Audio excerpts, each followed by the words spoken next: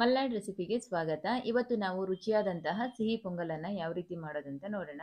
ಪೊಂಗಲ್ ಅಂದ ತಕ್ಷಣ ನಮಗೊಂದು ಯೋಚನೆ ಬರುತ್ತೆ, ಅಕ್ಕಿ ಮತ್ತು ಹೆಸರುಬೇಳೆಯನ್ನು ಹಾಕಿಬಿಟ್ಟು ಮಾಡುವಂಥ ಒಂದು ಸಿಹಿ ರೆಸಿಪಿ, ಸಿಹಿ ಪೊಂಗಲ್ ಅಂತ ಹೇಳಿದರೆ. ಸೊ ಇವತ್ತು ನಾವು ಸ್ವಲ್ಪ ಕೂಡ ಅಕ್ಕಿಯನ್ನು ಬಳಸದೆ ಅವಲಕ್ಕಿಯನ್ನು ಬಳಸಿಬಿಟ್ಟು ಯಾವ ರೀತಿ ಮಾಡೋದಂತ ನೋಡೋಣ. ಮೊದಲಿಗೆ ಇಲ್ಲಿ ಒಂದು ಬೌಲಿಗೆ 1/4 ಕಪ್ ಆಗುವಷ್ಟು ಹೆಸರುಬೇಳೆಯನ್ನು ಸೇರಿಸ್ಬಿಟ್ಟು ಇದಕ್ಕೆ ನೀರನ್ನು ಸೇರಿಸ್ಬಿಟ್ಟು ಚೆನ್ನಾಗಿ ಬಿಳಿ ನೀರು ಬರೋ ತನಕ ನಾವು ಹೆಸರುಬೇಳೆಯನ್ನು ತೊಳ್ಕೊಳ್ಬೇಕು. ಇವತ್ತು ನಾನು ಹೆಸರುಬೇಳೆಯನ್ನು ಹುರಿದಿಲ್ಲ, ಹಾಗೆ ತೊಳೆದ್ಬಿಟ್ಟು ಹಾಕ್ಕೊಳ್ತಾ ಇದ್ದೀನಿ. ನೀವು ಹುರಿದಾದ್ರೂ ಮಾಡ್ಕೊಳ್ಬಹುದು, ಈ ರೀತಿ ಹುರಿದೇ ಕೂಡ ಮಾಡ್ಕೊಳ್ಬಹುದು.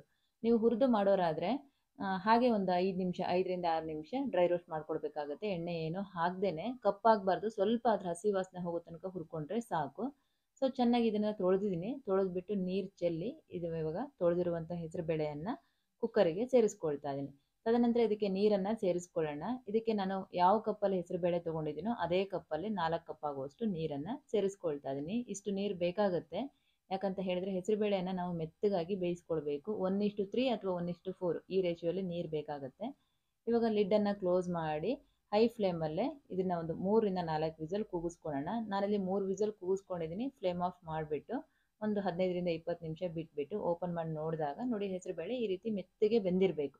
ಇನ್ ಕೇಸ್ ಇಲ್ಲಿ ನಿಮಗೆ ಹೆಸರುಬೇಳೆ ಬೆಂದಿಲ್ಲ ಈ ಟೈಮಲ್ಲಿ ಅಂತ ಹೇಳಿದರೆ ಮತ್ತೆ ಲಿಡ್ ಕ್ಲೋಸ್ ಮಾಡಿ ಇನ್ನೂ ಒಂದು ಅಥವಾ 2 ವಿಸಲ್ ಕೂಗಿಸ್ಕೊಳ್ಬೋದು.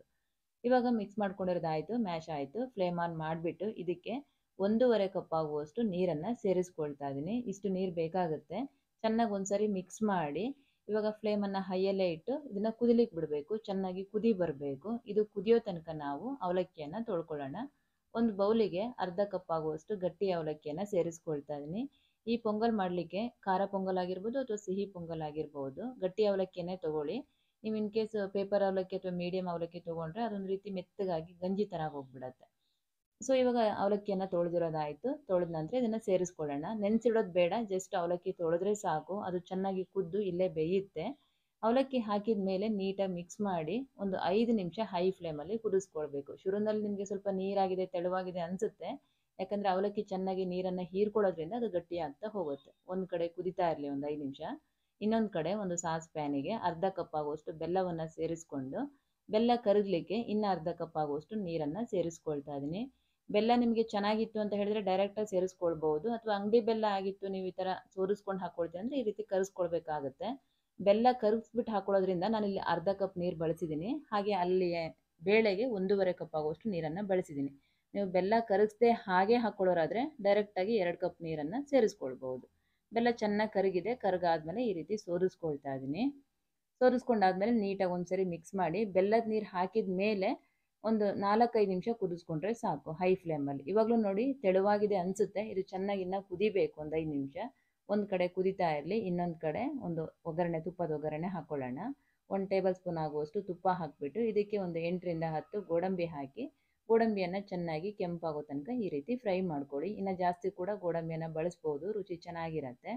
ಹೊಂಬಣ್ಣ ಬಂದಿದೆ ನೋಡಿ, ಒಂದು 80% ಅಷ್ಟು ಫ್ರೈ ಆದ ನಂತರ ಇದಕ್ಕೆ ಒಂದು 10ರಿಂದ 15 ಆಗುವಷ್ಟು ಒಣ ದ್ರಾಕ್ಷಿಯನ್ನು ಕೂಡ ಸೇರಿಸ್ಬಿಟ್ಟು ಚೆನ್ನಾಗಿ ಈ ರೀತಿ ಫ್ರೈ ಮಾಡ್ಕೊಳ್ಬೇಕು.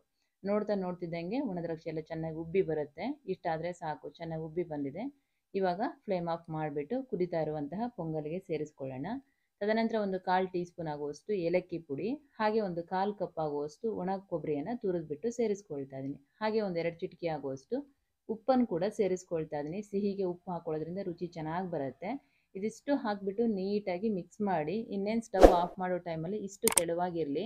ತೀರಾ ಗಟ್ಟಿ ಆದಮೇಲೆ ನಾವು ಆಫ್ ಮಾಡಿದ್ವಿ ಅಂತ ಹೇಳಿದರೆ ಅದು ಇಳಿಸಿ ತಣ್ಣಗಾದ್ಮೇಲೆ ತೀರಾ ಗಟ್ಟಿಯಾಗಿ ಹೋಗ್ಬಿಡುತ್ತೆ, ಮುದ್ದೆ ಥರ ಹೋಗ್ಬಿಡುತ್ತೆ. ನೋಡಿ, ಇದು ಇಳಿಸಾದ್ಮೇಲೆ ಒಂದು 15 ನಿಮಿಷ ಬಿಟ್ಟಿದೆ ಎಷ್ಟು ಗಟ್ಟಿಯಾಗಿ ಬಂದಿದೆ ಅಂತ ಹೇಳಿ. ನೀವು ಇಳಿಸ್ಬೇಕಾದ್ರೆ ಇಷ್ಟು ಗಟ್ಟಿಯಾಗಿತ್ತು ಅಂತ ಹೇಳಿದರೆ ತಣ್ಣಗಾದ್ಮೇಲೆ ತೀರಾ ಗಟ್ಟಿಯಾಗಿ ಹೋಗ್ಬಿಡುತ್ತೆ.